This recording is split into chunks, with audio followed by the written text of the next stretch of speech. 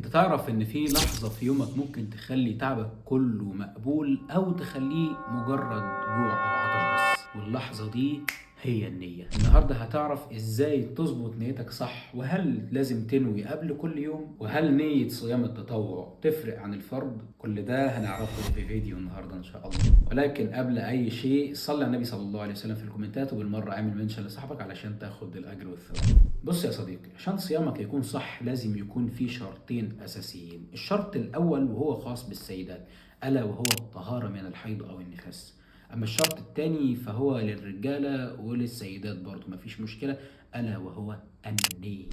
ايوه لازم النية، لان الصيام عبادة، والنبي صلى الله عليه وسلم قال في الحديث انما الاعمال بالنيات، والنية مكانها القلب، فمش لازم تتلفظ بيها. وعشان نيتك في رمضان تكون صحيحة فلازم يتوفر فيها 4 شروط، فركز معايا. رقم 1 وهو الجزم، يعني انك ما تكونش متردد انك صايم بكرة، تبقى متأكد ان بكرة انت صايم.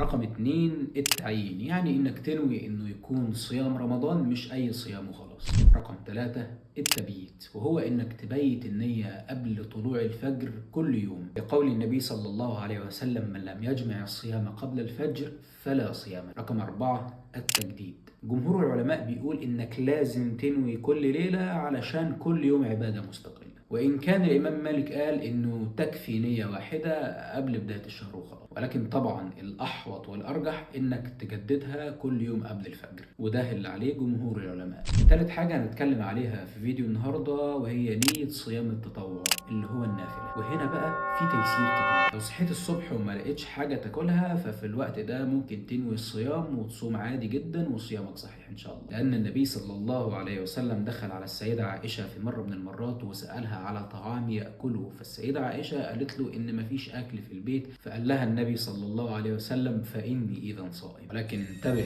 ده في صيام التطوع بس، زي مثلا الاثنين والخميس. أما رمضان والقضاء فلازم النية تكون من بالليل. في كتير من الناس بيسألوا وبيقولوا أنا نسيت أقول نويت الصيام بلساني. يا صديقي، مجرد قيامك للسحور وتناول الأكل والشرب بنية إنك صايم بكرة ده في حد ذاته أصلا نية ومقبولة بإذن الله. النية هي روح العمل، فخلي قلبك دايم حاضر ومستحضر إنك صايم عشان تاخد الأجر كامل. فمن أخلص النية نال العطية، ومن بيت القصد نال القبول والود. طابت سرائركم وتقبل الله صيامكم. اعمل لي فولو عشان تعرف كل يوم معلومة جديدة عن رمضان، وما تنساش اللايك والشير والمنشن عشان تبقى شريك في الأجر والثواب. أنا عبد الرحمن هلال، استنوني في حلقة بكرة إن شاء الله، ورمضان كريم.